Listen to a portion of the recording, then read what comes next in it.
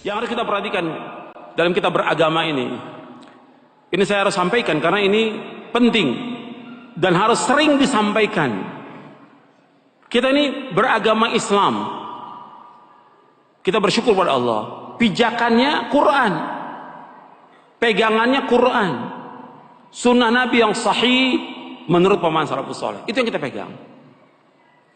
Dalam kita menjalani kehidupan ini, apakah kita berakidah, beribadah, berdoa, atau yang lainnya, semua aktivitas kehidupan kita itu harus kita kembalinya kepada Quran, kepada sunnah.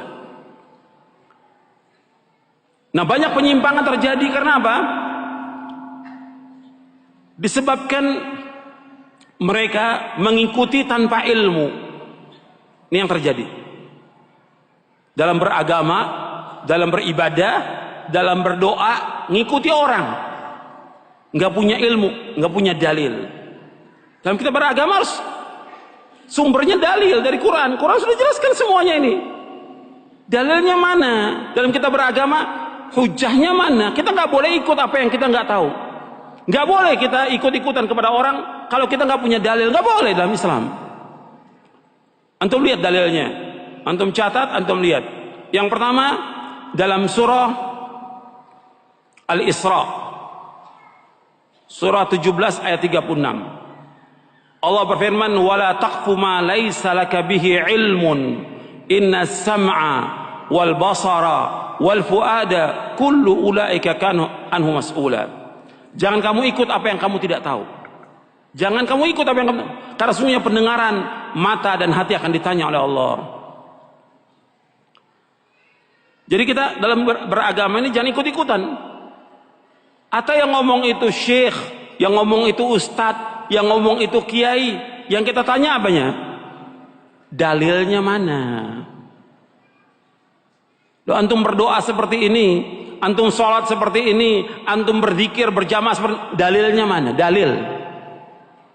Coba antum berusaha sebagai seorang muslim dan muslimah agak kritis gitu. Jangan ikut-ikutan dalam kita beragama. Sebab kalau enggak, kita akan sesat. Kita hidup hanya sekali, dan yang kita inginkan semuanya kita akan masuk surga. Jangan kita ikut-ikutan. Allah melarang kita, jangan kamu ikut apa yang kamu tidak tahu.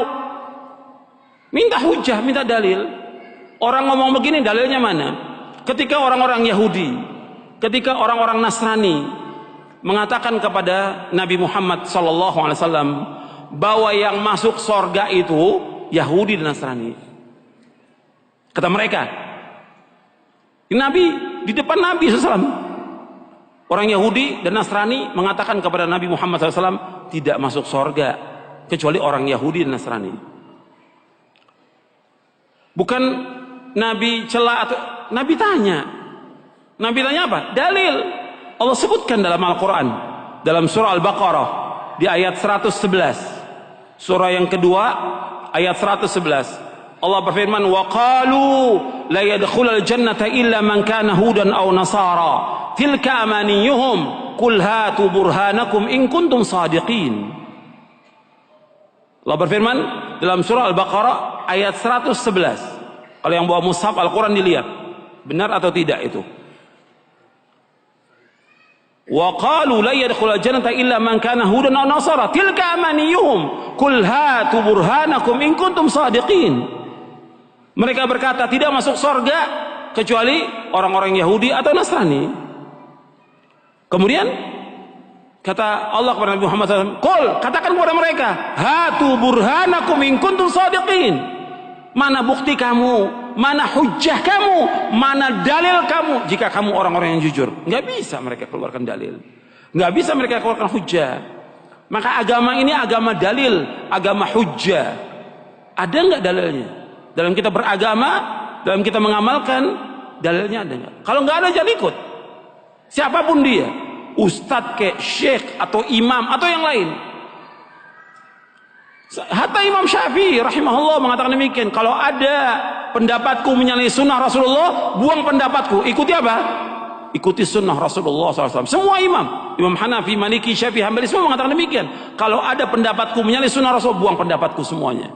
Ikuti sunnah Rasulullah sallallahu alaihi wa ala alihi wasallam. Dan nggak boleh bagi orang untuk mengambil pendapatnya imam kalau sudah ada sunnah Rasulullah sallallahu alaihi wasallam. Semua pendapat semuanya batal kalau dari sunnah Rasulullah. Semua pendapat. Idza warada al-athar batala an-nazar. Bila sudah datang athar, maka batal itu semua pendapat itu. Itu yang pertama yang harus kita perhatikan dalam kita beragama. Jadi hujah, dalil jangan ikut-ikutan. Hatta antum sudah, kan saya sudah ngikuti pemahaman salaf. Tetap dalilnya mana? Dalam beribadah, dalil. Yang kita minta dalil. Hujahnya mana? Contohnya mana? Ada nggak keterangannya? Kalau nggak ada, jangan. Bukan kata orang. Pendapat ustadz, pendapat guru, nggak bisa kita pegang. Yang kita pegang apa? Dalil. Kembalikan sekarang umatnya kepada dalil. Kembalikan umat kepada Quran. Kembalikan umat kepada sunnah. Bukan kepada pendapat kita.